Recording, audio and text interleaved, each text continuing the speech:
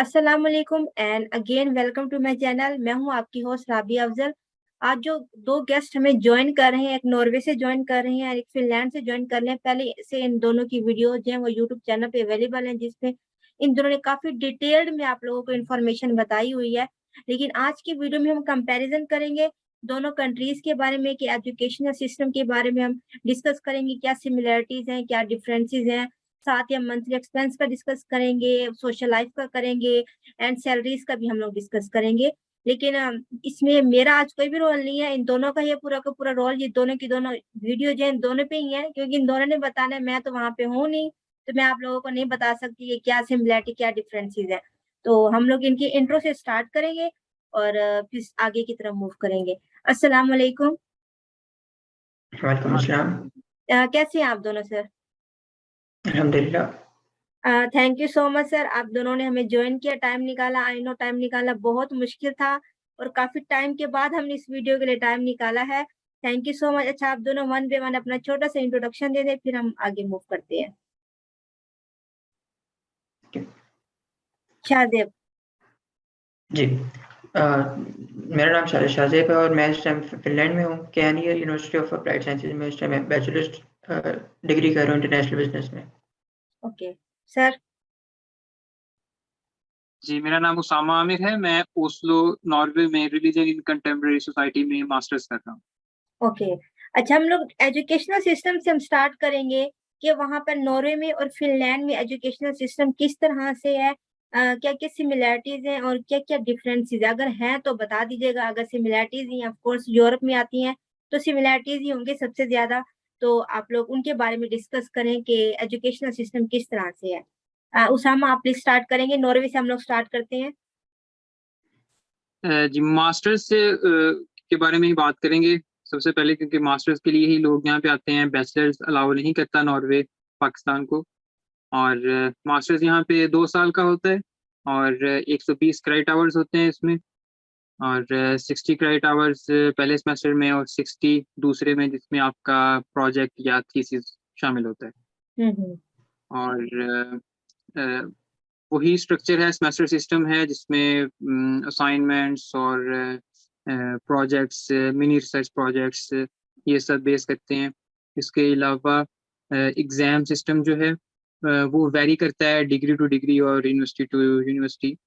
यहाँ पे home exam का भी एक फार्मूला है कि जिसमें 3 दिन, 5 दिन या 7 दिन का एक होम एग्ज़ाम होता है। और अ, जिस जिसको आप ओपन बुक भी बोल सकते हैं। और दूसरा एक ऑन कैंपस सिलसिला होता है एग्जाम्स का। जी। हम्म। अच्छा, एडमिशन क्राइटेरिया वहाँ पे कितना सिंपल होता है और कोई फी वगैरह के हवाले से आप बताएंगे कि नॉर्वे में फ्री है या कोई फी ली जाती है, और आइल्स में मैंडेटरी है या विदाउट आइल्स भी चल जाएगा नॉर्वे में? जी, आइल्स नॉर्वे के लिए रिक्वायर्ड है और मिनिमम 6.5 बैंड जो हैं वो रिक्वायर होते हैं नॉर्मली तमाम यूनिवर्सिटीज़ में। और नॉर्वे उन चंद ममालिक में से है जहाँ पे ट्यूशन फीस नहीं है और फ्री ऑफ कॉस्ट आप यहाँ पे मास्टर्स करते हैं।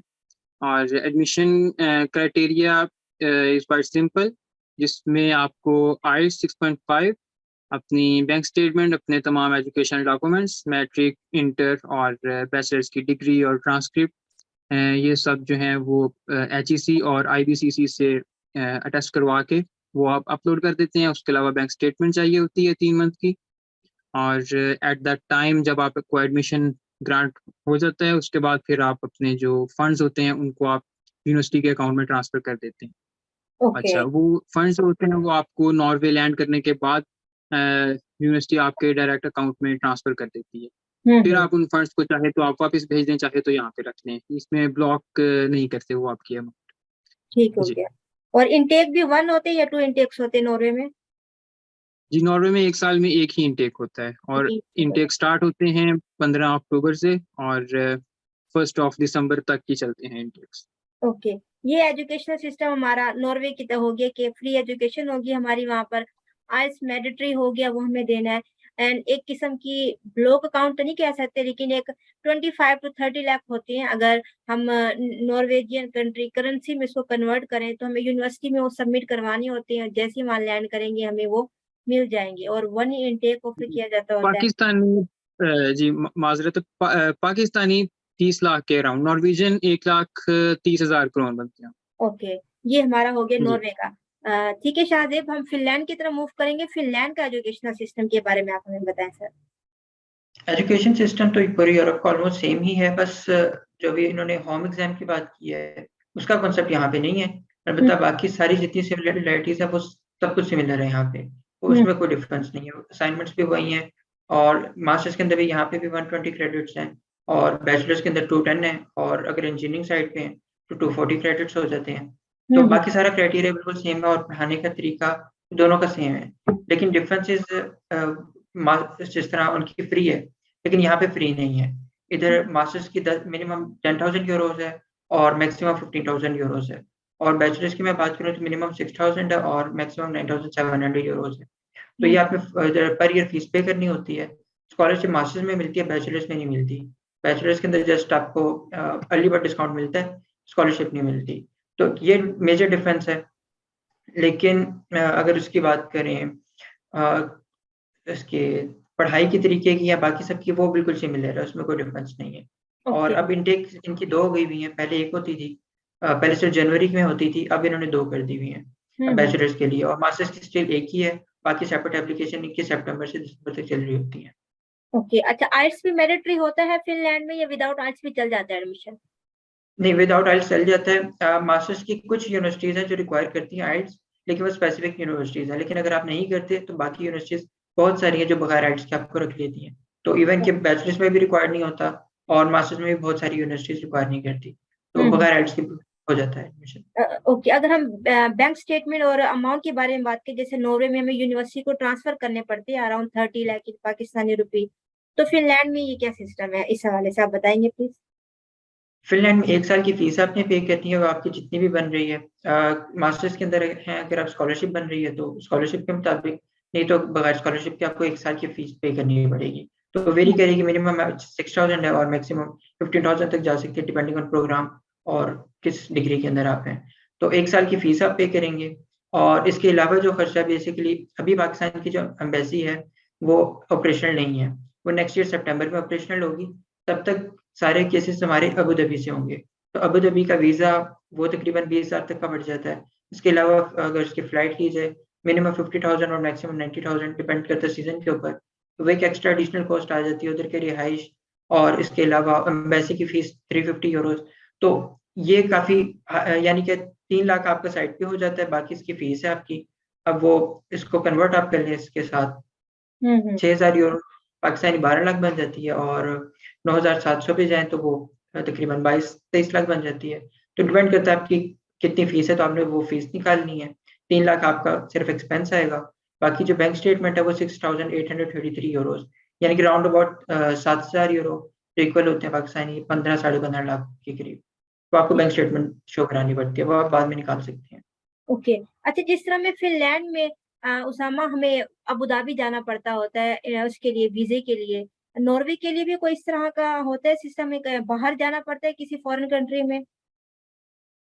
नहीं, नॉर्वे के लिए आपके गैरीज एक ऑफिस है इस्लामाबाद में भी और लाहौर में भी, वही आपका ये सारा वीज़ा प्रोसेस हैंडल करता है। आप अपने डॉक्यूमेंट्स उनको सबमिट करवा देते हैं और वीज़ा फ़ी जो पर ईयर है यहाँ पे वो 5,900 करोन है, ऑलमोस्ट 6,000 करोन है।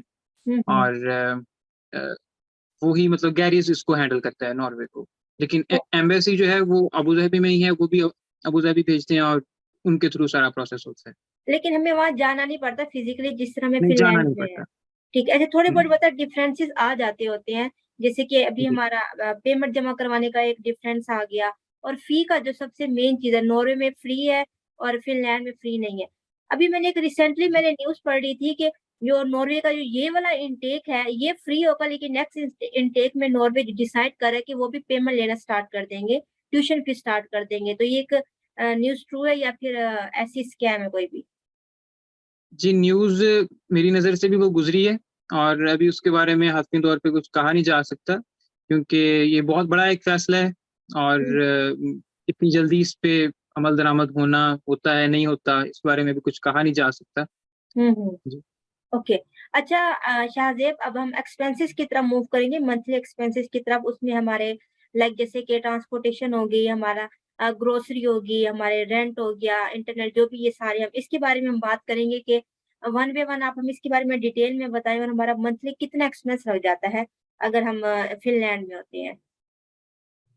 जो आपका अपार्टमेंट का रेंट है, अगर आप बड़े सिटी के अंदर है तो आपको 250 यूरो तक का मिल जाएगा, और अगर आप किसी छोटे सिटी के अंदर है तो 330 यूरो तक का भी पड़ेगा। मैं इस वक्त 330 यूरो पे कर रहा हूँ, और लेकिन दूसरे सिटी के अंदर आपको 250 तक का भी अपार्टमेंट मिल जाता है एक रूम का। तो वो आपका एक 250 यूरोज आपके एक साइड पे हो जाएंगे अगर आप बड़ी सिटी में, नहीं तो 330। बाकी खाने पीने के जो एक्सपेंसिव 100 to 150 यूरोज आपके ऑन एवरेज लग जाते हैं, और बाकी एक्स्ट्रा कुछ कॉस्ट आती हैं। अगर इसकी मैं बात करूँ, आपने ट्रैवलिंग करनी है तो उसका ट्रैवलिंग कार्ड आपने जो बनवाना है, तो वो आपको इसके 2 रीजन्स का अगर आप लेते हैं 65 यूरोज का पड़ेगा, और 3 रीजन्स का लेते हैं तो 99 का पड़ेगा, और अगर फुल पास ले लेते हैं पर मंथ तो वो 120 का पड़ेगा। तो वो डिपेंड करता है आपने कितने उसके लिए कितने डिस्टेंस के लिए आपने वो ले लेना है। ऑन एवरेज आपके जो एक्सपेंसेस होते हैं वो 450 तक आ जाते हैं, 450 to 500 यूरो ऑन पर average okay, per month. Per month. Okay, हम उसामा की तरफ मूव करेंगे। उसामा, नॉर्वे में हमारे मंथली कितने एक्सपेंस हो जाते हैं? जी, नॉर्वे में जो मिनिमम वेज है वो 175 क्रोन है, 175 से लेके 200 क्रोन तक, और 20 आवर्स अलाउ होते हैं स्टूडेंट्स को, और in the end of the month 12 to 14,000 after tax जो है वो स्टूडेंट अर्न कर लेता है, जिसमें से 5,000 से 6,000 क्रोन ओस्लो के अंदर रूम का रेंट है, और ट्रैवल कार्ड 500 क्रोन का है मंथली, उसमें जोन 1 कवर होता है। अच्छा, उसके अलावा ग्रॉसरी 1500 से वैरी करती है 2000, 2500, it depends upon a person. अच्छा, उसके अलावा मोबाइल डाटा जो है वो 200 क्रोन तक चल जाता है। अच्छा, उसके अलावा एज सच कोई एक्सपेंसेस नहीं होते। तो ये टोटल आप अगर करें तो अराउंड 8 to 9,000, 10,000 क्रोन तक जो है वो एक्सपेंसेस हो जाते हैं। मतलब नॉर्वे में कॉस्टली पड़ जाता है as compare to Finland.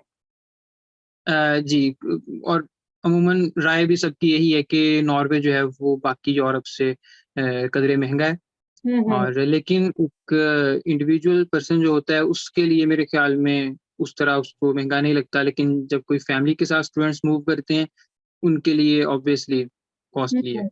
Okay, अच्छा, और अभी फिर दूसरी बात ये आपने, कि जी जी सर जी, प्लीज। स्टूडेंट हाउसिंग में स्टूडेंट यहाँ पे रह रहे हैं फिनलैंड का, मुझे नहीं पता कि वहाँ स्टूडेंट हाउसिंग अलाउ होती हैं, अगर शायद बताएंगे तो। यहाँ पे स्टूडेंट हाउसिंग्स हैं और ये काफ़ी सस्ती आपको पड़ जाती हैं, ऑलमोस्ट हाफ कॉस्ट में आपको वही रूम मिल जाता है जो आप अगर प्राइवेटली लेने जाएंगे तो वो डबल कीमत में आपको मिलता है। तो वो भी ओके 35 ईयर्स ऑफ एज जिसकी होगी, 35 से कम स्टूडेंट्स हैं उनको वो मिलती है हाउसिंग। अच्छा शाहजेब, आपकी तरफ मूव करेंगे। अभी वो जो कह रहे थे कि शाहजेब बताएंगे, उस हवाले से हाउसिंग सेटिंग के हवाले से आप कुछ बताएंगे, और ये भी बताएंगे कि स्टूडेंट कितना सेव कर लेते होते हैं पर मंथ। स्टूडेंट हाउसिंग तो यहाँ पे भी है, और जिस अपार्टमेंट्स की मैंने बात की भी स्टूडेंट की ही मैंने बात की है। तो 250 आपको स्टूडेंट अपार्टमेंट का ही पड़ता है। प्राइवेट तो काफ़ी एक्सपेंसिव पड़ जाएंगे, डिपेंड करता है किस जगह पे है, किस लोकेशन पे, तो बहुत सारी चीज़ें इसमें मैटर करती हैं। लेकिन स्टूडेंट हाउसिंग जो है वो 250 से स्टार्ट होती है और मैक्सिमम 330 यूरो तक जाती है। और बाकी जो उसकी इसके अंदर एज लिमिट नहीं है। अगर कोई पर्सन 50+ भी है तो वो भी स्टूडेंट हाउसिंग अवेल कर सकता है, अगर किसी रजिस्टर्ड यूनिवर्सिटी में स्टूडेंट है तो वो कर सकते हैं, क्योंकि यहाँ पे एज गैप मैटर नहीं करता। तो कोई इवन की 50+ भी और बैचलर्स में है तो वो भी एज अ स्टूडेंट ही काउंट होगा यहाँ पे, तो वो भी अवेल कर सकता है। एक ये इसके अंदर होगी। बाकी जो एक्सपेंसेस जो अर्निंग की बात है, तो बेस इनकी 10.55 यूरोज है पर आवर, और अगर मैं एज अ स्टूडेंट की बात करूँ तो जो स्टूडेंट है वो 900 to 1200 euro per month on average earn कर लेते हैं। कुछ ज़्यादा भी कमाते हैं, कुछ कम भी कमाते हैं, वो डिपेंड करता है कौन सी जॉब कर रहे हैं। ऑन एवरेज 900 to 1200 यूरोज आपके अर्निंग होती है, और जिसके अंदर एक्सपेंसेस आपके 500 यूरोज मैक्सिमम ऑन एवरेज आ जाते हैं। ओके, अच्छा उसामा, आपको किस तरह की जॉब अपॉर्चुनिटीज वहां पे देखने को मिली नॉर्वे के अंदर, जो सबसे ज्यादा स्टूडेंट वहां पे कर रहे होते हैं? सबसे ज़्यादा यहाँ पे रेस्टोरेंट्स में करते हैं, और उसके अलावा फूड डिलीवरी में, और दूसरे नंबर पे आती है सिम सेलिंग की एक जॉब है जिसको सेल्स एग्जेक्टिव भी कहा जाता है। सिम सेलिंग करते हैं वो एक जॉब है। उसके अलावा क्लीनिंग की जॉब्स हैं। ये 3-4 जॉब जो है स्टूडेंट मार्केट में ज्यादा चल रही हैं। And Shahzeb Finland restaurant slash grocery stores. Okay. And Shahzeb Finland में भी सेम इसी तरह से ये जॉब अपॉर्चुनिटीज मतलब इस तरह की जॉब स्टूडेंट सबसे ज्यादा करते हैं?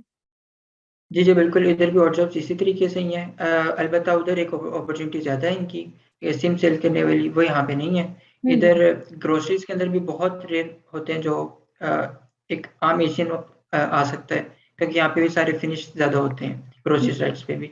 बाकी क्लीनिंग के अंदर भी मोस्टली क्लीनिंग में है, रेस्टोरेंट्स में है, और बाकी मैक्सिमम फूड डिलीवरी कर रहे हैं या टैक्सी चला रहे हैं। तो मेनली इसी के ऊपर ही ज़्यादा लोग सर्वाइव कर रहे हैं। ओके।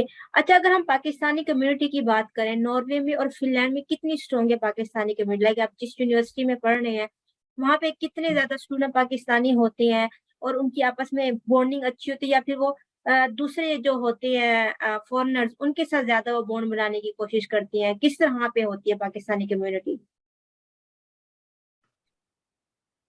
कोई भी बोल जी ले, सॉरी मैंने हाँ एड्रेस नहीं किया। असामा प्लीज। जी। नॉर्वे स्कैंडिनेविया में उन कंट्रीज में से है जहाँ पे सबसे ज्यादा पाकिस्तानी कम्युनिटी पाई जाती है। नॉट ओनली स्टूडेंट्स बल्कि लेबर और मतलब पुराने लोग यहाँ पे काफी पाकिस्तानी रह रहे हैं। और अराउंड 50,000 पाकिस्तानी जो हैं वो नॉर्वे में रहते हैं। ठीक है, तो स्टूडेंट्स की जो रेशियो है वो ऑलमोस्ट हर यूनिवर्सिटी में इक्वल करती है इंडियन, बांग्लादेश, नेपाल और पाकिस्तानी और फिलिपीन। एशिया में इन कंट्रीज के स्टूडेंट ज्यादा आपको मिलेंगे। और बॉन्डिंग की जहाँ तक बात है तो ऑब्वियसली फर्स्ट इंटरेक्शन हर किसी का अपने पाकिस्तानी जो फेलो स्टूडेंट्स हैं उनके साथ, या अगर जॉब मार्केट में जाएं तो वहाँ भी पाकिस्तानी कम्युनिटी से जो आपका फर्स्ट ताल्लुक बनता है उन्हीं के साथ बनता है। ओके। अच्छा, उनके साथ मतलब बॉन्डिंग आप लोग की एट द एंड रहती है? फॉरेनर्स के साथ अगर स्टार में बनना भी शुरू हो जाए, लेकिन पाकिस्तानी फिर ज्यादा पाकिस्तानी की तरफ मूव करते हैं, या फिर उनके साथ एक अच्छा सोशल सर्कल बन जाता है, ट्रस्टेड होते हैं? क्योंकि मैंने जो मोस्टली सुना है, मे बी मैं रॉन्ग हो सकती हूँ, कि एट द एंड जो भी पाकिस्तानी वहां पे जाते हैं वो फिर अपनी कम्युनिटी के साथ ही हो जाते हैं, क्योंकि किसी न किसी तरह से या तो उनको उनके साथ प्रॉब्लम होना शुरू हो जाती है, या किसी और किस्म की चीजें जो हो सकती हैं, तो वो फिर ज्यादा सेफ साइड पे वो कहते हैं हम लोग पाकिस्तानियों के साथ ही ठीक है, हम लोग दूसरे किसी फॉरेनर्स के साथ नहीं हम सोशलाइज होना चाहते।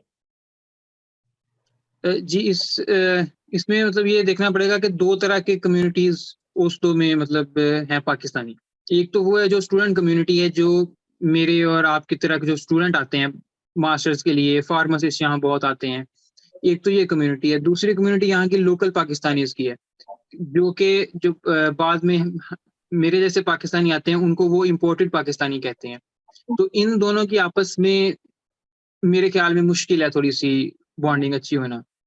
उसकी एक वजह यह है कि जॉब मार्केट में आपका इंटरेक्शन लोकल कम्युनिटी के साथ होता है, जहाँ पे आपको कुछ मसाइल पेश आते हैं इनके साथ। इस वजह से इनका ताल्लुक थोड़ा सा खराब होता है। फिर पाकिस्तानियों को नॉर्वेजियन जब थोड़ी आनी शुरू होती है 1-1.5 साल के बाद, तो फिर वो नॉश्क जॉब्स जो हैं उस तरफ मूव करना शुरू करते हैं। और जहाँ तक स्टूडेंट्स की बात है, स्टूडेंट कम्युनिटी आपस में मतलब बहुत कोऑपरेटिव है। और सेफ साइड यही है कि आप अपनी स्टूडेंट जो सीनियर्स हैं उनकी तरफ जाएं। जी शाहजेब। जी इधर भी कम्युनिटी कैसे स्ट्रांग है, लेकिन मुझे एग्जैक्ट नंबर से तो नहीं पता। जिस तरह मैंने 50,000 बताया, तो मेरे अकॉर्डिंग वहाँ की कम्युनिटी बहुत ज़्यादा है। तो यहाँ पे इतनी कम्युनिटी हमारी पाकिस्तानी की नहीं होगी। डेफिनेटली इससे मेरा ख्याल है कि आधी होनी है, सिर्फ आधी से भी आधी होगी बल्कि। तो इतनी कम्युनिटी नहीं है, लेकिन अलबत्ता हर सिटी के अंदर आपको बहुत सारे पाकिस्तानी मिल जाते हैं। इतनी ज़्यादा अमाउंट में तो नहीं है, लेकिन स्टिल आपकी इंटरेक्शन हर सिटी में आपको कोई ना कोई मिल जाता है पाकिस्तानी।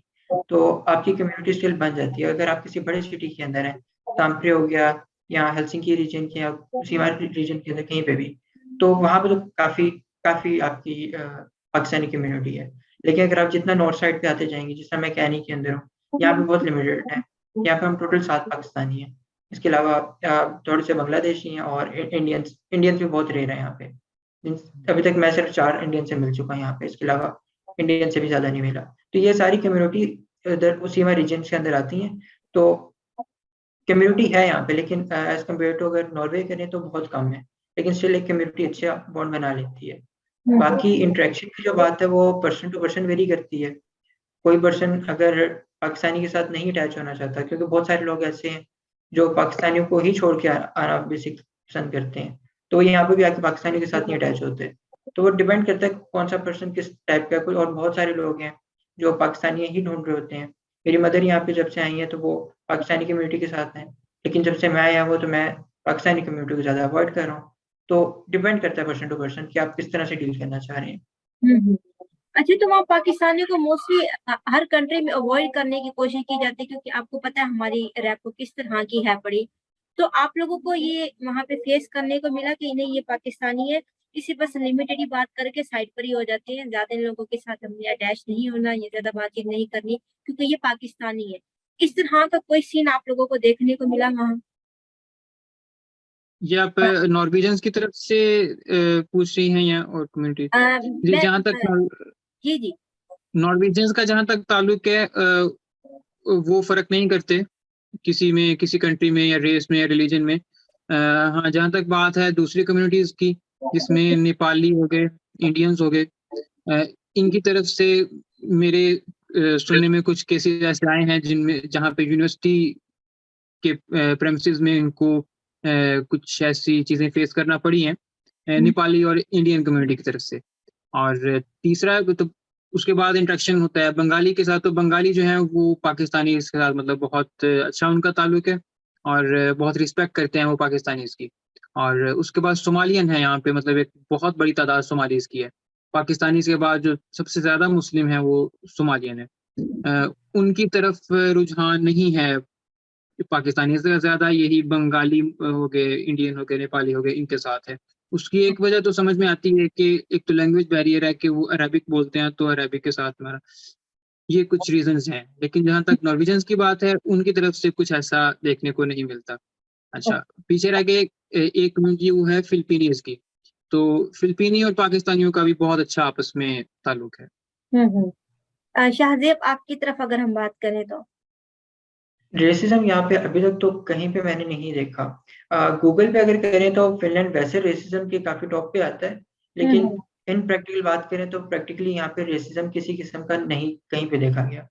तो एक्चुअल जो फील्ड के अंदर काम है उसके अंदर कहीं पे रेसिज्म नहीं है। खासकर अगर फिन्स की बात करें तो वो तो बिल्कुल भी डिस्क्रिमिनेट नहीं करते। ना सिर्फ इनकी मैं बात करी, इवन कि मेरे अपने टीचर्स हैं, कुछ यूके से हैं, कुछ मलेशिया के हैं, तो वो भी इसके अंदर किसी किस्म का रेसिज्म नहीं दिखाते। तो इवन के बल्कि कॉपरेट ज्यादा करते हैं। तो इस तरह की बेसिक यहाँ पे नेचर बन जाती है। यहाँ पे किसी फिनलैंड का ही सुना था मैंने कि वहाँ पे रेसिज्म काफी ज्यादा होता है पाकिस्तानियों के साथ, तो इसलिए मैंने पूछा फिनलैंड का। नहीं, ये ऐसा गूगल के ऊपर जरूर है, लेकिन इधर मुल्क के अंदर ऐसा कोई सीन नहीं है, बिल्कुल भी इधर इस तरह नहीं होता। ओके, अच्छा। फिनलैंड जी, माधुरी, मैं बात थोड़ी सी ऐड करना चाहूंगा शाहजेब की बात में कि फिनलैंड और नॉर्वे का थोड़ा फर्क ये है कि नॉर्वे को बिल्ड करने में पाकिस्तानी का बहुत बड़ा हाथ है। 1970 से पाकिस्तानी कम्युनिटी यहाँ पे रह रही है और नॉर्वेजियंस पाकिस्तानी की बहुत ग्रेस करते हैं। खास तौर पे जो बूढ़े पाकिस्तानी जिनकी मतलब 2-3 नस्लें यहाँ पे ग्रो की हैं, तो इसलिए नॉर्वेजियंस का एज सच पाकिस्तानियों के बारे में कोई ऐसा मतलब हार्ड रवैया नहीं होता। ओके, अच्छा, हम लैंग्वेज बैरियर की बात करें। लैंग्वेज बैरियर कितना ज्यादा आप लोगों को फेस करना पड़ा, इन जॉब अपॉर्चुनिटीज में हो गया या फिर कम्युनिकेशन में हो गया, दोनों में ही? Usama please. Language barrier definitely है। मतलब वो जॉब्स जहाँ पे आप को बात करना पड़ता है लोगों से, फॉर एग्जांपल रिसेप्शनिस्ट की जॉब हो गई, ये इजीली नहीं मिलती। उसके अलावा ग्रोसरी स्टोर पे जहाँ पे आपको मतलब उधर मतलब क्या उसको बोलते हैं, लागर बोलते हैं यहाँ नॉर्वेजियन में, जहाँ बेसमेंट में जहाँ सामान वगैरह कैरी करते हैं, जहाँ पे आपका इंटरेक्शन नहीं है, ये सारी जॉब्स आपको मिल जाती हैं। लेकिन जब आप ऐसी जॉब की तलाश में जाते हैं जहाँ पे लैंग्वेज का रोल है, तो डेफिनेटली वहाँ पे नॉर्वेजियन को प्रेफर किया जाता है। ओके, अच्छा, ज्यादातर वहाँ पे लोग इंग्लिश में बात कर रहे होते हैं या फिर वही नॉर्वेजियन में ही अपनी मतलब अपनी ही लैंग्वेज को वो लोग प्रमोट कर रहे होते हैं? इस तरह की बात कम्युनिकेशन तो ज्यादा किस लैंग्वेज में करते जी, इनिशिएट वो अपनी बात जो है वो नॉर्वेजियन में करते हैं, लेकिन जब आप उनको बोलें कि इंग्लिश में बात करें तो पहले वो माजरत करते हैं, उसके बाद फिर वो इंग्लिश में करते हैं, और नॉर्मली यहाँ लोग सब इंग्लिश में बात कर लेते हैं। हैं? ओके, शाहजेब। यहाँ पे भी 70% फिन्स जो है वो इंग्लिश उन्होंने ऑलरेडी पढ़ी होती है, तो 70% बोलते हैं इंग्लिश, तो उनको इशू कोई नहीं होता। और लेकिन जॉब मार्केट में बात की जाए तो जॉब मार्केट के अंदर मस्ट है आपको फिनिश लैंग्वेज आनी चाहिए। तो अगर आपने सिर्फ सर्वाइव करना है तो वो किया जा सकता है, और लेकिन अगर जॉब मार्केट में जाएं तो आपने किसी भी जॉब के लिए जाना है, किसी भी व्हाइट कॉलर के अंदर, तो वहाँ पे आपको रिक्वायरमेंट आ जाती है। बहुत लक की बात होती है कि आपको कोई अच्छी जॉब मिल जाए और व्हाइट कॉलर जॉब मिल जाए, लेकिन मोस्टली आपको नहीं मिलती लैंग्वेज बैरियर की वजह से। तो जब तक आपको लैंग्वेज नहीं आएगी आपको व्हाइट कॉलर जॉब आसान नहीं मिला। आई मीन 98% चांस है कि आपको व्हाइट कॉलर नहीं मिलेगी। तो ये एक काफी मेजर डिफरेंस है अगर इसमें लैंग्वेज बैरियर की बात की जाए। ओके है। अच्छा, अगर हम सोशल लाइफ की तरह मूव करें तो दोनों कंट्रीज में ज्यादातर लोग घर में ही रहना प्रेफर करते हैं या एक दूसरे के साथ सोशल भी होते हैं, जैसे बाहर गेट टुगेदर हो गए, इस तरह भी होते हैं, या फिर नहीं ज्यादातर अपने घर में ही रहते हैं, बाहर नहीं निकलते? उसामा। जी, मैं वेट ही कर रहा था आपका। अच्छा, लास्ट वीडियो में मैंने जिक्र किया था इंडिविजुअलिज्म का, ये तो पूरे यूरोप का ही एक इशू है। और जहाँ तक घरों में रहने की बात है तो घर इन्होंने इस तरह के बनाए होते हैं कि घर के अंदर सिर्फ ये सोने के लिए जाते हैं। ये समर की बात कर रहा हूँ कि समर के अंदर ये घर में सिर्फ सोएंगे और जैसी सुबह होगी ये घरों से बाहर निकल आते हैं। और आउटडोर एक्टिविटीज बहुत ज्यादा हैं, पार्क्स हैं और रिक्रिएशनल एक्टिविटीज काफी होती हैं। और रात को भी ये लेट नाइट, जिसको नाइट लाइफ बोलते हैं, उसको भी एंजॉय करते हैं। तो घरों के अंदर और किसी से अगर मुलाकात करनी है, कोई गेस्ट इनवाइट करने हैं, तो वो भी यहाँ काफी ट्रेंड ये है कि उनको भी बाहर ही कहीं मुलाकात के लिए बुलाते हैं। तो घरों का सीन मतलब थोड़ा सा इस तरह का है। ये आप समर की बात कर रहे हैं? जी, समर की बात कर रहा हूँ। और ऑब्वियसली विंटर विंटर की? के अंदर तो आउटडोर एक्टिविटीज उस तरह नहीं होती। और शाम मतलब अंधेरा जल्दी हो जाता है, 4 बजे अंधेरा हो जाता है, तो लोग अपने घरों में ही फिर वक्त गुजारते हैं, और 5-6 बजे के बाद आपको बाहर कोई लोग नजर नहीं आते। ओके, शाहजेब। इधर की लाइफ टोटल डिफरेंट है, किसी भी कंट्री से कंपेयर की जाए। यहाँ के लोग सोशल नहीं है, ये ज्यादातर अपने काम से काम रखते हैं। लेकिन अगर आप इनसे कोई बात आप इनिशिएट करें या अगर इनसे कोई हेल्प मांगे तो उसके अंदर ही आप फुल आपको कोऑपरेशन देंगे। अगर आपने कोई इनसे क्वेश्चन पूछा है तो आपको बहुत डिटेल में उसका आंसर करेंगे। लेकिन अगर वैसे आप कहीं जा रहे हैं, कोई आपको आता हुआ नजर आ रहा है तो वो आपको कुछ नहीं कहेगा, वो आराम से चला जाएगा, वो आपको तंग नहीं करेगा। जिस तरह बाकी किसी भी कंट्री में या यूएसए के अंदर मैं बात करूँ तो आप जा रहे हैं तो हेलो हाय कोई ना कोई एटलीस्ट कर लेता है, यहाँ पे कोई नहीं। वो एक आपको सोशल जो आपकी लाइफ है उसको डिस्टर्ब नहीं करते, एक डिस्टेंस आपको देते हैं। तो इधर ये मेंटेन किया जाता है। बाकी नाइट लाइफ की मैं बात करूँ तो इधर उस तरह भी नहीं है। सैटरडे संडे को यहाँ पे होती है, लेकिन वो भी इनके डेजिग्नेटेड प्लेसेस पे। ऐसे नहीं कि आप बाहर कहीं जा रहे हैं तो बाहर ही कुछ ना कुछ हो रहा है, ऐसा नहीं है। अगर क्लब्स बने हुए हैं तो वहां पे होगा, या डांस क्लब है क्लब्स है तो वहां पे होगा। तो एक डेजिग्नेटेड प्लेसेस है, बाहर आते जाते कोई इस तरह का सिस्टम नहीं होता है इनका। तो इस लिहाज से ये डिपेंड लोगों पे भी डिपेंड करता है, कि कोई कुछ लोगों को पसंद आते हैं, कुछ को नहीं आते, क्योंकि अपने काम से काम रखते हैं ज्यादातर। अगर तो हम और बाकी अगर मैं जी प्लीज। बाकी अगर मैं लाइफ आगे की बात करूं तो सर्दियों के अंदर यहाँ पे भी अंधेरा जल्दी हो जाता है। और यहाँ पे एक चीज डिफरेंस होती है, बहुत सारे लोग यहाँ पे डिप्रेशन में चले जाते हैं। फ्रेंड्स तो वैसे ही चले जाते हैं, और बहुत सारे पाकिस्तानी को भी मैंने सुना कि इस लाइफ को देख के जरा वो भी डिप्रेशन में चले जाते हैं। तो ये भी एक चीज है कि आपको यहाँ पे बहुत अकेलापन फील होता है, क्योंकि कोई आपसे बात नहीं कर रहा, क्योंकि मैंने आपको बताया कि वो अपने काम से काम रखते हैं। अगर आप उनसे कुछ कहेंगे तो बात करेंगे, अदरवाइज वो खुद से कुछ इनिशिएट नहीं करेंगे। तो बहुत सारे लोगों को यहाँ पे आके थोड़ा सा फील होता है कि डिप्रेशन साइड पे जा रहे हैं, खासकर विंटर्स के अंदर। अच्छा, आपको वहां पे कोई इस तरह का स्टूडेंट देखने को मिला जो कि डिप्रेशन में जा रहा हो या फिर अकेला फील कर रहा हो खुद? उसामा। उसका यही हल है, सबसे अच्छा हल यही है कि अपने पाकिस्तानी कुछ दोस्त ऐसे बना लें। ऑल्दो के अवॉइड करना इस सेंस में चाहिए कि वो आपको डिमोटिवेट ना करें। लेकिन जहां तक ये डिप्रेशन की और अकेलेपन की बात है, तो इसका हल यही है कि आप नॉर्वेजियंस के साथ ऑब्वियसली इंटीग्रेट उस तरह नहीं कर पाएंगे। चाहे आप जुबान सीख भी जाएं, इसके बावजूद आप के नॉर्वेजियन दोस्त उस तरह नहीं बनेंगे। मेरे जानने वाले यहाँ बहुत सारे ऐसे हैं जिनको मतलब जो मतलब यहाँ के बॉर्न हैं, लेकिन उनके दोस्त सब आपको पाकिस्तानी नजर आएंगे। ओके तो ये एक चीज होती है कि इससे मतलब कैसे बचा जा सकता है। तो वो यही है कि अपने पाकिस्तानी दोस्तों के साथ उठना बैठना थोड़ा बहुत इंसान का होना चाहिए। अच्छा जी। और फूड, जी, फूड फूड की मैं बात यहाँ अगर पर करें, वो एक भी बात में ऐड करने लगी थी, सॉरी मैंने इंटरप्ट किया। जिस तरह से जी भी शाहजेब ने डिप्रेशन की बात की, ये सेम चीज ना डेनमार्क में भी देखने को मिली है। वहां पे भी स्टूडेंट्स जो है जो कि छोटे सिटीज में जाते हैं, तो अगर हम डीटीयू की मैं बात नहीं कर रही क्योंकि वहां पे सोशल लाइफ बहुत ज्यादा है पड़ी, और वहां पे बहुत ही अच्छा है कि लोग एक दूसरे के साथ सोशल होते हैं। लेकिन अगर हम छोटे सिटीज की बात करें, वहां मैंने खुद भी देखी है, एक दो मैंने देखे हैं जो कि डिप्रेशन में गए हैं, वो एक दूसरे अपने आप को अकेला फील करने लग गए हैं और डिप्रेशन में जाने लगे। एक तो रूम में रहना, क्योंकि बाहर इतने लोग होते ही नहीं है, हमें जिस तरह पाकिस्तान में आदत होती है, रोड भरे पड़े होते हैं क्योंकि पॉपुलेशन पाकिस्तान की में पता है कितनी ज्यादा है। तो वहां पे इस तरह का सीन नहीं होता, और वेदर का भी चेंज होता है, तो वो इस वजह से वो डिप्रेशन में चलते जाते हैं, क्योंकि बस वो रूम में बैठ के या तो कुकिंग करेंगे या फिर बट अब कोई भी उनके लिए अवेलेबल तो नहीं हो सकता हर वक्त। तो वो एक अजीब सी उनकी साइकी हो जाती है। ये मैंने देखी है, खुद अपने लाइफ देखी है ये चीज। और मैं भी डिप्रेशन वेरी करता हूँ पर्सन टू पर्सन, लेकिन मैंने एक दो बंदे मैंने लाइफ देखी है इस तरह के ना, जो बल्कि जी, डराने वाले बंदे थे। इसमें सिर्फ पाकिस्तानी या जो बाहर से आते हैं वो नहीं, जो लोकल्स हैं वो भी डिप्रेशन में जाते हैं और वो इस चीज को एक्सेप्ट करते हैं कि हाँ, सर्दियां बहुत टफ होती हैं हमारे लिए, क्योंकि हम्म। आपका जो डे लाइट है वो इतनी कम टाइम के लिए होती है कि आपकी एक्टिविटीज ही इतनी रिड्यूस हो जाती हैं। तो ये लोकल्स के साथ भी ये इशू है। मैंने विंटर को सुना है कि विंटर यूरोप में बाहर से देखने को जितनी एक्साइटेड और अच्छी लग रही होती है, ये उतनी ही डेंजरस होती है, बंदे को एक किस्म का कॉर्नर कर देती है विंटर्स जो होती है जी, किसी भी यूरोप कंट्री में। एग्जैक्टली। Okay sir. अच्छा सर, आप फूड की बात कर रहे थे। हाँ जी, फूड अगर ये आपके उसमें शामिल है तो मैं बात करता हूँ, अगर नहीं है तो मैं इसको स्किप नहीं कर आप देता हूँ। बताइए, लेकिन क्योंकि हलाल फूड ये डिफरेंस बहुत होता बड़ा है। है।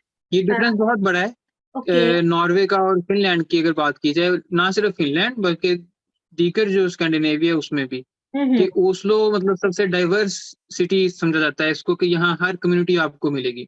जस्ट लाइक दुबई, दुबई के साथ कंपैरिजन नहीं है लेकिन दुबई की तरह ये डाइवर्स जरूर है। और फूड के मामले में यहाँ मैं अगर ज्यादा बड़ी बात नहीं होगी तो मैंने ऐसी फूड्स पाकिस्तान में पाकिस्तानी एंजॉय नहीं की जितनी यहाँ आके एंजॉय की हैं। ठीक है, यहाँ आपको गोलगप्पे, दही बड़े, समोसे, पकोड़े, ईच एंड एवरीथिंग आपको यहाँ पे मिल जाती है। पाकिस्तानियों की शॉप्स हैं और बेकरीज हैं, बेकरी वाले बिस्किट, मतलब जो भी आपको दिल करेगा खाने का, साग आपका दिल कर रहा है खाने का, तो ईच एंड एवरीथिंग आपको यहाँ मिल जाती है। तो ना सिर्फ पाकिस्तानी, इंडियन फूड्स मैंने मतलब ऐसे ट्राई किए हैं जो जो, जो सिर्फ सुनते थे, इसमें वड़ा पाव हो गया, पाव भाजी होगी और इस तरह की चीजें। तो ये एक अच्छी चीज होती है। अगर मैं अपने लिए देखूं तो जब मैं डिप्रेशन में होता हूँ तो मैं नए नए फूड ट्राई करता हूँ। तो ये लेकिन फिनलैंड में शायद फ्रेंड ये भी जरा रहता है, बताएंगे। आप मैं भी फूडी हूँ, लेकिन मैं दुबई रह चुकी हूँ। दुबई के गोलगप्पे बिल्कुल पाकिस्तानियों जैसे नहीं थे, शावरमा बिल्कुल ऐसा नहीं था, बहुत ही टेस्टलेस हम्म वहां पे बनाते हैं। बनाते होंगे आई एम श्योर नॉर्मल, लेकिन पाकिस्तान के साथ कंपैरिजन हम नहीं कर सकते, ना ही गोलगप्पे का ना ही शौरमे का। ये बहुत ही फारिग नहीं, बनाते टेस्ट हैं का ये लोग। कंपैरिजन नहीं कर रहा मैं, अवेलेबिलिटी की बात कर रहा हूँ कि ओके ओके। हर चीज अवेलेबल। जी अच्छा शाहजेब, आप बताएं प्लीज। नहीं, यहाँ पे इतनी ज़्यादा चीज़ें अवेलेबल नहीं है, बहुत लिमिटेड अवेलेबल है। और अगर मैं अवेलेबिलिटी की जो चीज़ें अवेलेबल हैं उनका वो टेस्ट है ही नहीं। इसके अंदर से स्पाइसेस नहीं है, तो बहुत सारी चीज़ें हम स्पाइसेस में ही खाते हैं। तो बहुत सारे नेपाली रेस्टोरेंट अगर जो खुले हैं और इंडियन रेस्टोरेंट्स हैं, तो वो टेस्ट उनको भी देते हैं जो इनके फ्रेंड्स हैं, ताकि वो भी खा सकें। तो स्पाइसेस भी ख़त्म, तो वो जो खाने की एक्चुअल मज़ा होता है वो ख़त्म है। तो बस आप एक चीज़ को उस नाम से याद रख सकते हैं, अलबत्ता वो टेस्ट भी नहीं है और इतनी वैरायटी नहीं है। तो खाने के मामले में फिनलैंड बहुत पीछे है। अच्छा आप बता रहे शाहजेब थे थोड़े आपकी। शाहजेब थोड़े उदास लग रहे हैं फूड की बात करते हुए। मैं चाहूंगा कि मैं इनको कुछ भेजूं जरूर। अच्छा बिल्कुल, मुझे भी लग रहा था इनका ना फेस से ना कि ओहो फूड की उन्होंने इस तरह से बात की ना, ये बहुत ही गलत किया है ना उसामा ने ना, जानबूझ के एक बंदे के ना उसके जज्बात उसकी जगाए हैं इसने। गुनाह मिल सकता है खाना उसामा ऐसी चीज है, खाना है ही ऐसी चीज के बंदे को याद आती है, ऊपर से इतना टाइम हो गया है वो पाकिस्तानी खाना खाए हुए, तो ये भूल दुख जाता है बोल रहा बंदा। है इसका। अच्छा सही बात अच्छा, है। शाहजेब आपने कहा कि आपकी मदर भी वहां पर है, तो अम्मी जो होती हैं वो तो सबसे ज्यादा मिस करती हैं पाकिस्तानी, बल्कि वो कह रही होती हैं नहीं नहीं ये खाना इस तरह का नहीं, पाकिस्तान में तो इस तरह बनता था। वो फिर साथ अगर चाय की अम्मी है तो वो गाली भी साथ दे रही होती हैं और अच्छा खासा सुना रही होती है। तो आपकी मदर खाने को मिस करती है ज्यादा? बिल्कुल करती हैं, और इवन कि जो खाना बनाती हैं उसमें भी वो टेस्ट नहीं है जो पाकिस्तान में आता था। चीज़ें हम्म भी वही हैं, और उधर भी पाकिस्तान में भी वही बनाती थी, यहाँ पे भी वही बना रही है, लेकिन स्टिल जो खाने का टेस्ट था वो ज़मीन आसमान का डिफरेंस है। तो हम्म। वो एक्चुअल वो वाला मज़ा नहीं आता जो पाकिस्तान में आता था। ओके, ये वाकई में जो दूर से देख रहे होते हैं ना कि लाइफ अच्छी है, ये है वो है। जब मैं दुबई में थी ना, तो मेरे कजन, वाह तुम तो दुबई में गई हो, लेकिन मैं वहां पे गुजार रही थी ना, जब खाना पक कर आता था, इवन कि मैंने वहां कद्दू भी खाए हैं, टिंडे भी खाए हैं, क्योंकि कोई ऑप्शन नहीं था, खाना पड़ता था मुझे, और टेस्ट हम्म। वैसा नहीं था जिस तरह यहाँ पे होता है। और एक दिन तो मैंने अपने कजन को कहा मुझे बस गोलगप्पे खाने, मुझे लेके चलो, और जब मैं खाने गई, इतने फारे गोलगप्पे थे अभी में, और वो बंदा इंडियन था, और मेरा दिल कर रहा था जैसे पाकिस्तान में सुनाने लग जाते हैं ना, अरे भाई मिर्ची डालो ये करो, कोई नहीं था इस तरह। उसको मैं कुछ कह भी, मेरे कसम चल छोड़ो छोड़ो, चलो चलो दफा करो, इस तरह नहीं करो। अच्छा खैर, ये फूड की बात होगी और ये अच्छा टॉपिक इसने छेड़ दिया फूड का। अब हम पीआर की तरफ मूव करते हैं, जो सबसे हमारा अच्छा, बड़ा एम है। जी फूड जी। से रिलेटेड एक अहम बात हलाल मीट की है। वो अगर डिफरेंसेस में थोड़ा बात कर लें कि फिनलैंड में हलाल मीट कितना इजीली अवेलेबल है कि नहीं। जी शाहजेब। नहीं, फिनलैंड में अवेलेबल है, हलाल मीट आपको हर जगह मिल जाता है, इवन कि छोटी सिटीज के अंदर भी आपको मिल जाता है, तो उसकी अवेलेबिलिटी बहुत है। हम्म। हाँ, वो सेम नॉर्वे में भी ऐसे ही है कि हलाल मीट तो ऑफर मिलता है। वो मेंशन होता है पहले से कि ये हलाल मेड है? जी, उस पे मतलब वो आ, एक सर्टिफिकेशन होती है हलाल की, वो एक टैग होता है, हर उस पे पैकेट पे लगा होता है टैग। क्योंकि हम लोग दुबई में काफ़ी अवॉइड करते थे चिकन को, इसी डर की वज़ह से, पता नहीं हलाल मेड है या नहीं है। मैं इसी वज़ह से अवॉइड कर रही होती थी। तो वहाँ पे कुक होते थे, जब वो देते थे तो मैं नहीं खाती थी। मैंने कहा नहीं, मुझे नहीं खाना, मैं अवॉइड कर रही होती थी इसी वज़ह से कि हलाल मेड कभी मैंने देखा नहीं। मेबी मैं, क्योंकि किचन में मैंने ये जाके चेक ही नहीं किया हलाल मेड है या नहीं है, लेकिन मैं अवॉइड करती थी इस चीज़ को। अच्छा खैर, हम हाँ, पीएल लेकिन की यहाँ तरफ। जी, जी, जी। जी, आप प्लीज़ बताएँ, सॉरी मैंने फिर हाँ जी, इंटरप्ट वो किया आपको। मतलब वो गवर्नमेंट की एक सर्टिफिकेशन होती है हलाल की, नॉर्वे की अपनी गवर्नमेंट की सर्टिफिकेशन है, उसके साथ ही वो मतलब हलाल डिक्लेयर होता है। जी। ओके। अच्छा, आज की वीडियो में I am sure last time Shahzeb जब बोल रहे थे, एक यूजर ने कमेंट किया था, आप प्लीज उसको बोलने दें, इंटरप्ट मत किया करें। मुझे ये कमेंट अब आज भी रिसीव होने वाला है, आई एम 100% श्योर। अच्छा, हम पीआर की तरफ मूव करते हैं। पीआर का क्या सीन है? हमारा जो मेन फोकस होता है, एक अर्निंग होती है। मेरा जो, अगर मैं बाहर जाना चाहती हूँ, मेरे ये दो ही है कि मैं वहां पर जाके अच्छा अर्न कर सकूं, ताकि मैं अपना एक सेटअप स्टार्ट कर सकूं। दूसरा मेरा सेकंड जो मेन एम है वो है पीआर, जिसकी वजह से मैं दूर जाना चाहती हूँ। तो पीआर का क्या सीन है नॉर्वे के अंदर? कितनी जल्दी मिल जाती है? क्या रिक्वायरमेंट है पीआर की? जी, पीआर डिपेंड कर रही होती है आपकी डिग्री, आपकी जॉब के ऊपर, कि आपकी जॉब जो है वो अगर आपकी स्टडी से रिलेटेड है तभी आपको वर्क परमिट मिलेगा, और जैसे ही वर्क परमिट मिलेगा उसके बाद 3 साल के बाद आपको पीआर मिलेगी। तो हम्म सबसे पहली चीज़ होती है कि आप ऐसी जॉब आपने तलाश करनी होती है अपने मास्टर्स के बाद 1 साल के अंदर, जो आपसे फील्ड के रिलेटेड जॉब हो। और हम्म फील्ड की रेलेवेंसी प्रूव करना भी अपने आप में एक टास्क होता है। जो तो स्ट्रेट फॉरवर्ड डिग्रीज हैं, आईटी की हो गई या अलाइड हेल्थ साइंसेज हो गई या कोई भी इस तरह की डिग्री, इंजीनियरिंग की हो गई, उसमें पहले से तय होता है कि आपकी ये डिग्री है, ये फील्ड है, ये आप जॉब कर रहे हैं, दैट्स इट। तो कुछ डिग्रीज ऐसी होती हैं कि जिसमें आपको रेलेवेंसी बाकायदा प्रूव करनी पड़ती है अपनी यूनिवर्सिटी से, अपनी जॉब से। तो ये एक रेलेवेंसी का एक यहाँ पे थोड़ा सा इशू है। मैंने कुछ ऐसे फिलिपीनी स्टूडेंट्स देखे हैं कि जिनको रिफ्यूज किया गया इस बेस पे कि आपकी जॉब ये रेलेवेंट ही नहीं है आपकी डिग्री से, तो इस बेस पे आपको वर्क परमिट नहीं मिल सकता। तो ओके। ये सबसे मतलब बड़ी चीज है जी। और शाहजेब आपकी कंट्री में किस तरह से है?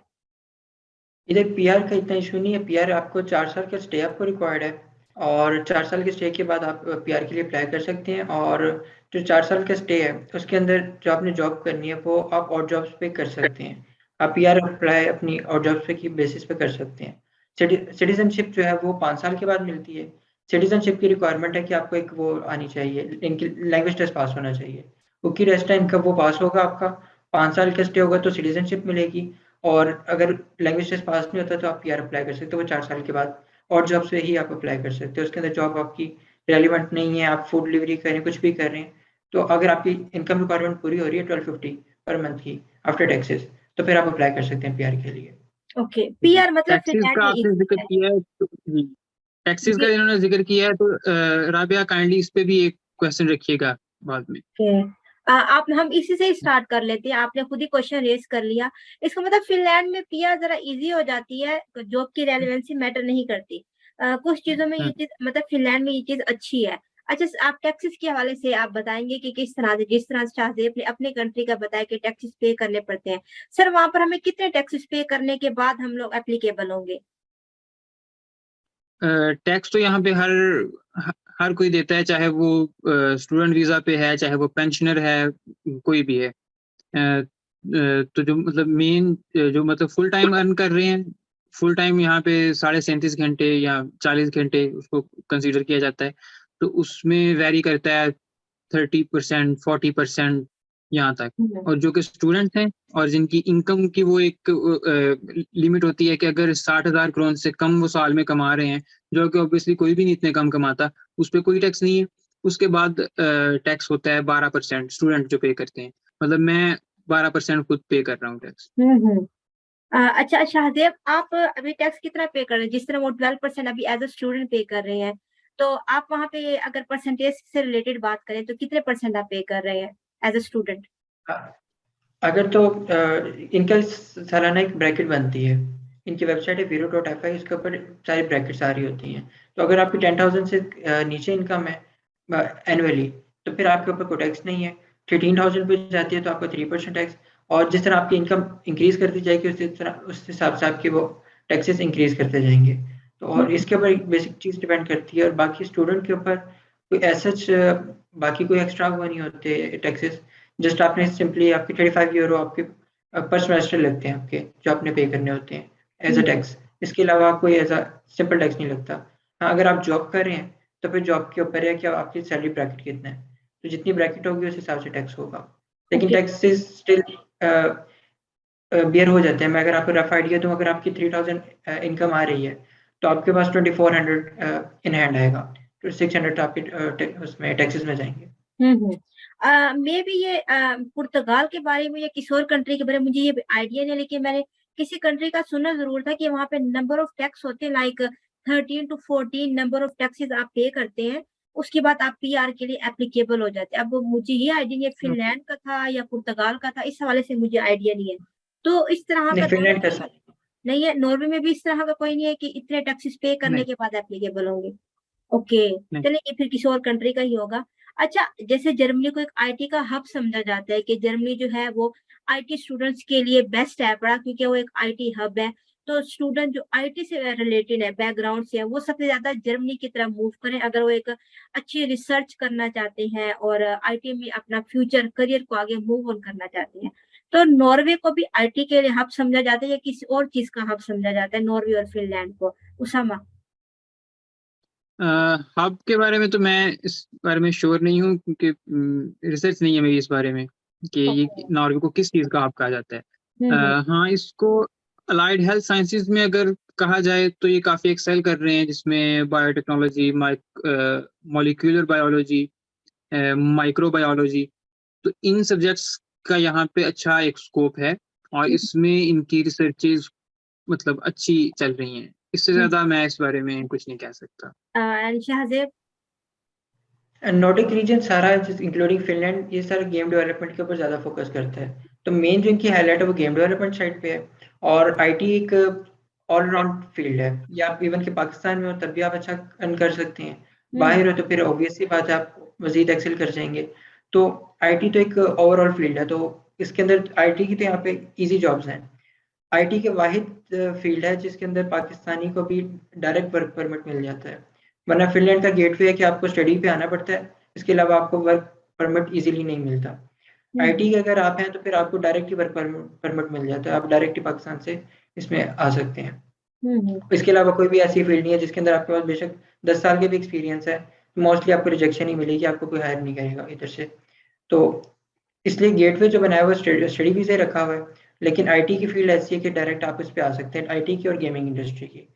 और इसके अलावा अगर मैं बात करूं तो बाकी इसके अंदर बेसिक यही है, इसके अंदर आपको लैंग्वेज बैरियर भी नहीं फेस करना पड़ता इन दोनों फील्ड्स में, चाहे आप गेम डेवलपमेंट की हो चाहे आप आईटी की किसी भी फील्ड से हो, तो इन दोनों के अंदर आपको वो भी फेस नहीं करना पड़ता।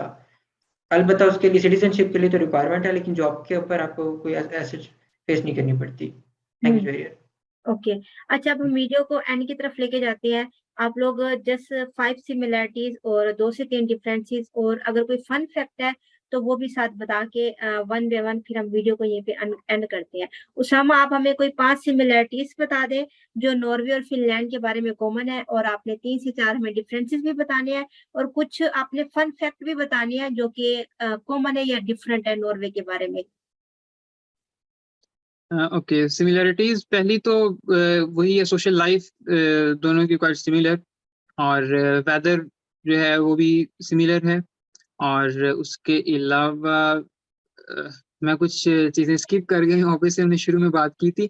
डिफरेंसेस की तरफ मैं आ जाता हूँ कि फूड का एक तो डिफरेंस है कि डाइवर्सिटी है और इजीली अवेलेबल है हर तरह की फूड, रेस्टोरेंट्स काफ़ी हैं। फिर पाकिस्तानी कम्युनिटी का एक डिफरेंस है कि यहाँ पे बहुत ज़्यादा है और फिनलैंड में वो बहुत कम है। और उसके अलावा टैक्स का जो है वो भी एक फ़र्क है कि नॉर्वे में बहुत हाई टैक्सेस हैं as compare to Finland.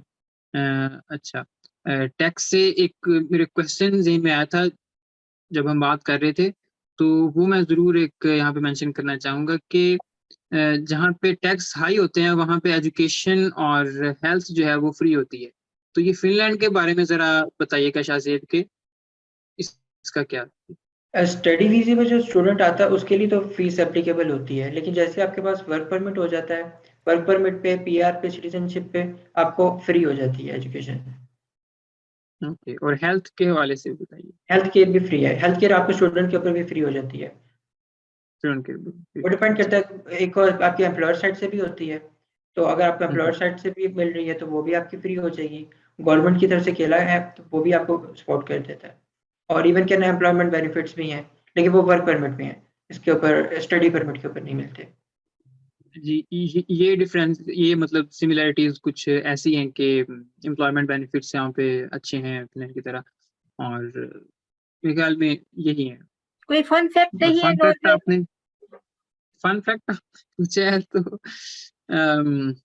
Fun fact ये है कि यहाँ पे मतलब घर बनाना, घर लेना, खरीदना ये आसान हो जाता है बाज़ दफ़ा, और वो इस तरह के आप इंस्टॉलमेंट्स में चीज़ें पे कर देते हैं और कोई भी चीज़ आप इंस्टॉलमेंट्स पे ले सकते हैं, बाइंग पावर आपकी बढ़ जाती है। और उसके अलावा गिव अवे का यहाँ पे एक बहुत अच्छा कल्चर है कि जो चीज़ आपके इस्तेमाल में नहीं है वो उसको आप गिव अवे कर देते हैं। उसमें कोई भी चीज़ हो सकती है, जैसे इस्तेमाल की ओवन है आपका, आपका एयर फ्रायर है, या कोई भी ऐसी चीज़। उसके अलावा एक बित्ते बोर्ड उसको बोलते हैं, वो गिव अवे बॉक्सेस बनाए होते हैं, जगह-जगह वो ओस्लो में या हर सिटी में वो पाए जाते हैं।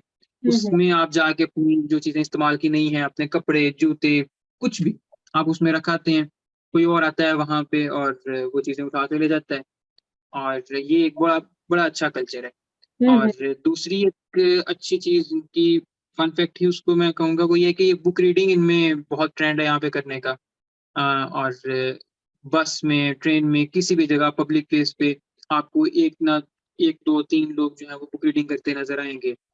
जिसमें ना सिर्फ़ बड़े बूढ़े लोग बल्कि यंगस्टर्स में भी ये बहुत अच्छा एक ट्रेंड है। और घरों के अंदर इनके मैं जाता हूँ, मैं क्योंकि क्लीनर हूँ, तो इनके घर में 2 चीज़ें ऐसी हैं जो ज़रूर पाई जाती हैं हर नॉर्वे के घर के अंदर। पहली चीज़ है किताबें, और बहुत ज्यादा किताबें, और दूसरी चीज है शराब। ये दो चीजें हर नॉर्वे के घर में आपको मिलेंगी, चाहे उस घर में छोटे बच्चे हैं, चाहे बड़े रहते हैं, कोई भी रहता है, किताबें और शराब ये चीज नॉर्वे के हर घर में पाई जाती है। ओके। और पाकिस्तानी आपको किताबें रीडिंग करते हुए या फिर म्यूजिक लिसनिंग करते हुए आप लोगों को दिखाई दिए? वो कुछ भी नहीं करते, ना वो म्यूजिक का ज़ौक उनको होता है और ना किताबें पढ़ने का कोई ज़ौक। ओके। अच्छा शाहजेब, आपकी तरफ मुकर आप फिनलैंड के बारे में हमें बताएं, सिमिलैरिटी, डिफरेंसेस और फन फैक्ट भी बताने जिस तरह शाहजेब ने अभी हमें बताए हैं। उसामा। सॉरी सिमिलैरिटीज तो ऑलरेडी उसामा भाई ने बता दी हैं, और डिफरेंसेस जस्ट एक मैं ये कहूँगा कि इजी भी आ रहे हैं यहाँ की, और बाकी सिमिलैरिटीज तो वही बेसिक्स आ रही हैं कि एजुकेशन का एक फ़र्क है कि वहाँ पे आपको इनिशियली फ्री मिल जाती है, यहाँ पे इनिशियली फ्री नहीं है, बाद में फ्री होती है। और इवन कि बाकी फैमिलीज़ की भी आपकी फ्री हो जाती है। अगर आपके पेरेंट्स में से किसी को मिल गई है, वर्क परमिट मिल गया है, तो आपकी वाइफ की और आपके बच्चों की जो अंडर 18 है उनकी फ्री हो जाती है एजुकेशन। ये डिफरेंस है। एक चीज़ मैं एडिशनल ऐड करना चाहूँगा, जिसका मुझे पता नहीं नॉर्वे में क्या है। आप यहाँ पे बड़े आराम से अपनी स्पाउस को बुला सकते हैं और अपनी फैमिली को बुला सकते हैं यहाँ पे। तो नॉर्वे में क्या सीन है इसका मुझे आइडिया नहीं, अगर आप बताएं तो। इसका प्रोसेस क्वाइट स्मूथ और इजी है, लेकिन टाइम टेकिंग है इजी, अलाउ करते हैं, बहुत आराम से अलाउ कर देते हैं, आप बड़े आराम से अप्लाई कर देते हैं अपने स्पाउस का, अपने बच्चों का, और उनकी वो बैंक स्टेटमेंट जिस तरह स्टूडेंट ने शो करनी होती है वैसे अपनी स्पाउस के और बच्चों की भी करनी होती है। और जो टाइम टेकिंग, इसमें काफी टाइम रिक्वायर होता है। और शाहजेब नहीं, इधर इससे गुजरे है तो शाहजेब को ज्यादा आइडिया होगा। 6 मंथ्स लगते हैं, आपका प्रोसेस स्टार्ट होता है, और फिर डिपेंड करता है आपके केस के ऊपर। केस आपका अगर इजी है तो फिर विद इन आपको फ्यू डेज और फ्यू वीक्स ही आपको डिसीजन आ जाता है, नहीं तो ये अप टू 9 मंथ तक आपका डिसीजन चलता है। तो मैक्सिमम टाइम 9 मंथ तक आपका डिसीजन आ जाता है। और जो आपकी रिक्वायरमेंट है इनकी इनकम की, वो आपकी होनी चाहिए 1700 आपकी बेसिक होनी चाहिए इनकम आफ्टर टैक्सेस। और अगर आपका साथ किसी बच्चे का अप्लाई कर रहे हैं तो 2400 आफ्टर टैक्सेस आपकी चली जाती है।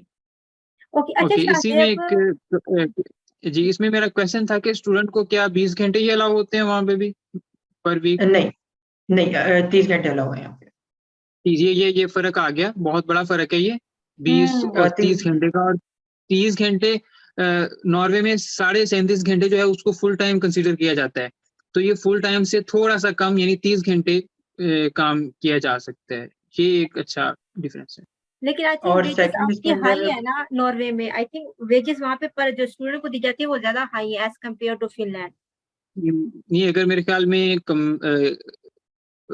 1200 यूरो बताया आपने मंथली एवरेज है जी। 1200 यूरो। तो अगर यूरो 10 करोड़ का अगर 1 यूरो है तो मेरे ख्याल में इक्वल बन रहा है, 12 से 14,000 करोड़ पर मंथ है यहाँ पे एवरेज सैलरी स्टूडेंट की। तो वो मेरे ख्याल में सिमिलर है उसमें तो, लेकिन आवर्स वहाँ पे ज्यादा है। ओके। अच्छा शाहजेब, और आप समर के अंदर ये है। जी जी प्लीज बोले। और जब भी आपको कोई ऑफ आता है समर के अंदर, यहाँ पे 3 मंथ्स ऑफ होता है, और विंटर के अंदर 1 मंथ ऑफ होता है, तो उसके अंदर आप फुल टाइम काम कर सकते हैं, उसमें कोई रिस्ट्रिक्शन नहीं है। जी, ये नॉर्वे में भी सेम ही है, लेकिन डिपेंड करता है कि फुल टाइम को कितने आवर्स को फुल टाइम कंसीडर किया जाता है वहाँ पे। इधर आपके इसके ऊपर है कि आप कितना काम कर रहे हैं, क्योंकि रिस्ट्रिक्शन आपके इस टाइम पे कोई भी नहीं होती। आप चाहे 47 करें चाहे 90 करें, वो आपके ऊपर। आप 24 आवर्स एक दिन में पूरा करें तो वो उसके ऊपर रिस्ट्रिक्शन इनकी पे कोई नहीं होती। जी, ये इस हवाले से फिनलैंड जो है वो काफी लीनियंट नजर आ रहा है कि स्टूडेंट जो है वो 30 घंटे हफ्ते में काम कर सकता है। यहाँ पे बहुत ज्यादा इस पे स्ट्रिक्ट हैं ये लोग, और बाज दफा तो 1-1.5 घंटे का भी अगर एक्स्ट्रा हो जाए तो उस पे भी वो आपको रिस्ट्रिक्ट कर देते हैं, आपके घंटे कम कर देते हैं काम के। फिर स्टडी प्रोग्रेस अगर आपकी नहीं है तो उसमें भी आपके घंटे 15 कर देंगे, 10 घंटे कर देंगे, या बिल्कुल ही आपको काम करने से मना कर देंगे। तो ये इस हवाले से थोड़ा टफ है यहाँ पे। अच्छा ओके। अच्छा, जहाँ तक मुझे समझ आई है नॉर्वे के अंदर स्टडी फ्री है, फिनलैंड के अंदर हमें पे करना पड़ता है। सोशल लाइफ नॉर्वे की जरा अच्छी है क्योंकि फिनलैंड के जैसे उन्होंने बताया लोग अपने घरों में रहते हैं, ज्यादा बाहर नहीं कर जाते होते। एंड जॉब्स के वाले आपने बताया कि वहाँ सेल्स एग्जेक्टिव ही कर सकते हैं, लेकिन फिनलैंड में हम नहीं कर सकते, वहाँ पे जरा कम जॉब्स है।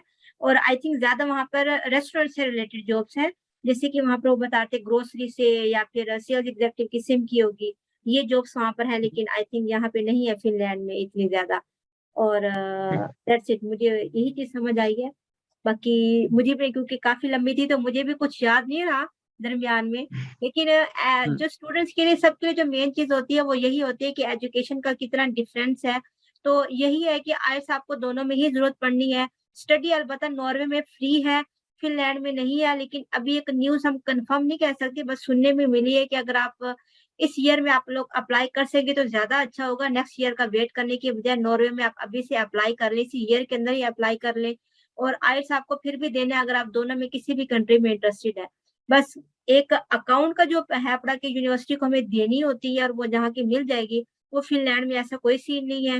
वीजे की बात करें तो पूरा का पूरा जो जेरी होता है यहाँ पर, जेरी है या क्या गैरी है?